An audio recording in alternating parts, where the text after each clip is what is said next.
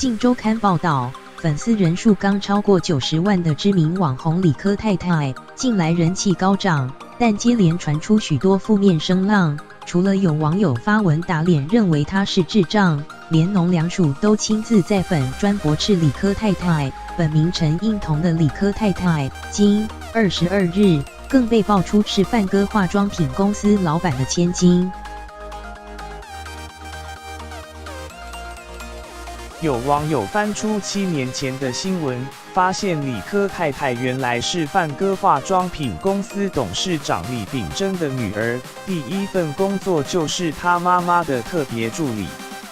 理科太太是富二代的家世被起底后，有网友说难怪会爆红，好像懂了什么，也有网友高呼八卦版复活了。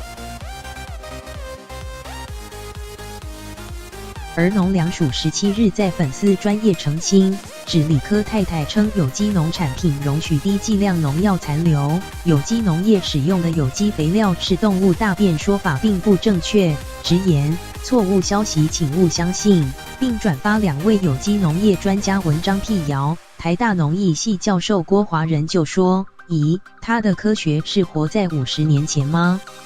？50年前是有菜农教大便的，现在的规范可不能直接使用。”至于有机农产品是否容许低剂量农药残留，郭华仁解释，目前我国有机规范还是停留在零检出，虽然太过严苛。有些国家的有机规范是允许意外的污染，不过哪些残留可能是一般、合理、允许值的1/1000以下。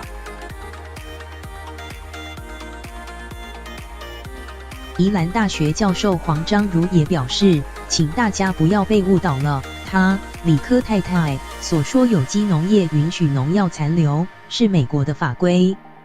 我国的有机规范禁止有机农场使用农药，这是真的。延伸阅读。